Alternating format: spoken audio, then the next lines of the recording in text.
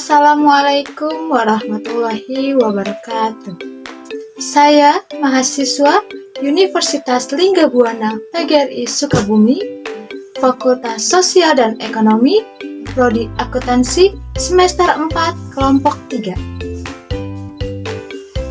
Hari Minggu berjalan santai. Cakep. Menuju pusat kota Kendari. Cakep. Sebelum presentasi dimulai, izinkan saya memperkenalkan diri. Hai. Perkenalkan, aku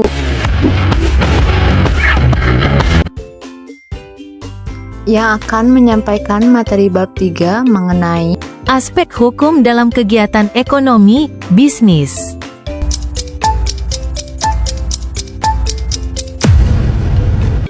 Perlu diketahui, dalam aspek hukum kegiatan ekonomi bisnis, terdapat 4 poin yang akan dibahas. 1. Kegiatan ekonomi. 2. Perspektif hukum ekonomi era teknologi. 3. Komponen hukum ekonomi. Dan yang keempat, ruang lingkup hukum ekonomi. Poin pertama, kegiatan ekonomi. Aspek hukum dalam kegiatan ekonomi berfungsi untuk mengatur agar semua pihak yang berkepentingan mendapatkan perlakuan yang adil. Hakikatnya, kegiatan ekonomi dilaksanakan oleh pelaku ekonomi yang mengacu pada 2 orientasi hukum.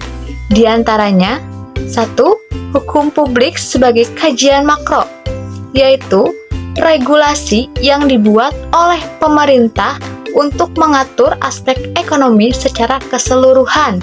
Contohnya, kebijakan fiskal moneter dan peraturan tentang perdagangan internasional.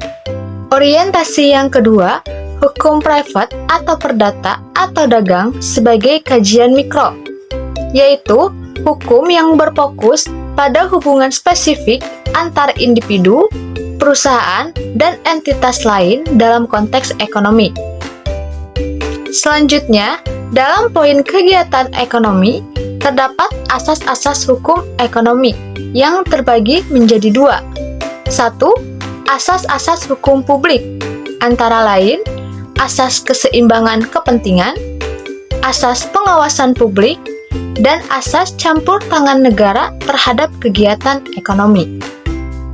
Asas hukum yang kedua, ada asas hukum private, yang berarti asas ini berkaitan dengan hubungan para pihak di dalam suatu kegiatan, perjanjian, atau perbuatan hukum tertentu yang harus menghormati hak dan kepentingan pihak lain. Selanjutnya, aspek hukum dalam kegiatan ekonomi pada umumnya dapat dilihat dari 2 sisi. 1. Hukum dilihat dari sisi pelaku ekonomi, yaitu hukum dipandang sebagai faktor eksternal yang dimanfaatkan dalam rangka mengamankan kegiatan dan tujuan ekonomi yang akan dicapai. Sisi yang kedua, hukum dipandang dari sisi negara atau pemerintah, yaitu hukum dimanfaatkan untuk keseimbangan kepentingan dan alat mengawasi penyimpangan perilaku para pelaku ekonomi. Poin yang kedua, perspektif hukum ekonomi era teknologi. Terdapat solusi hukum atas kemungkinan penggunaan dan pemanfaatan ilmu pengetahuan teknologi. 1. Memberikan rambu-rambu untuk mengatur keseimbangan kepentingan yang direalisasikan dalam peraturan tentang hak kekayaan intelektual. Yang kedua, memberikan pengakuan terhadap penemu, pencipta sebagai pemilik yang berhak, yang dimana diatur dalam Undang-Undang Hak Paten dan Undang-Undang Hak Cipta. Yang ketiga, memberikan perlindungan terhadap kemungkinan pelanggaran hak yang dapat diakomodasi oleh Undang-Undang Perlindungan Konsumen, Undang-Undang Praktik Monopoli dan Persaingan. Poin ketiga, Komponen hukum ekonomi. Komponen dari hukum ekonomi terdiri dari dua. Satu, pelaku ekonomi. Pelaku ekonomi adalah setiap subjek yang melakukan kegiatan ekonomi, baik orang pribadi, badan usaha, badan hukum, atau badan usaha bukan badan hukum. Hukum bisnis pada dasarnya selalu berkembang sejalan dengan adanya peluang bisnis, komoditi baru, kebutuhan-kebutuhan baru di dalam pasar, dan faktor pendukung lain, seperti perkembangan politik dan pangsa pasar. Komponen yang kedua, kegiatan ekonomi oleh pelaku ekonomi. Kegiatan ekonomi ini terdiri atas dua kegiatan besar, yaitu kegiatan produksi dan kegiatan distribusi, yang dimana kegiatan ini merupakan rangkaian perjanjian yang melibatkan banyak pihak. Selanjutnya, stratifikasi pelaku ekonomi Indonesia.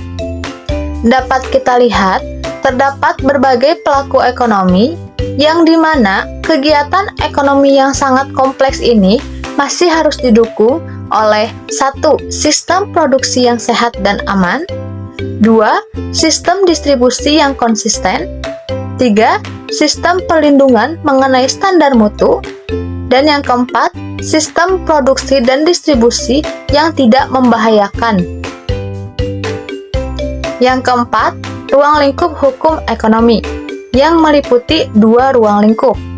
Yang pertama, pengaturan usaha-usaha pembangunan ekonomi yang bertujuan untuk meningkatkan kehidupan ekonomi secara keseluruhan. Yang kedua, pengaturan usaha-usaha pembagian hasil pembangunan ekonomi secara merata. Selanjutnya, fungsi hukum ekonomi. 1. Pengatur transaksi atas komoditi yang tidak dilarang. Yang kedua, pemberi sanksi atas transaksi komoditi yang dilarang oleh undang-undang. Yang ketiga, pengatur keseimbangan kepentingan para pihak yang berhadapan. Yang keempat, pengatur pemberi proteksi dan fasilitas terhadap pihak-pihak yang memang perlu diberi proteksi dan fasilitas. Yang terakhir, ada beberapa substansi mengenai ruang lingkup kajian hukum ekonomi, yaitu 1. Ruang lingkup pada beberapa subbidang hukum dagang. Yang kedua, ruang lingkup pengembangan hukum dagang. Yang ketiga, ruang lingkup hukum lingkungan dan hukum perlindungan hayati. Yang keempat, ruang lingkup bidang politik dan kebijakan publik. Dan yang terakhir, ruang lingkup hukum administrasi. Kegiatan ekonomi merupakan rangkaian perjanjian yang melibatkan banyak pihak dan hukum bertindak sebagai satu kesatuan yang melindungi semua pihak dengan tujuan memberikan rasa aman.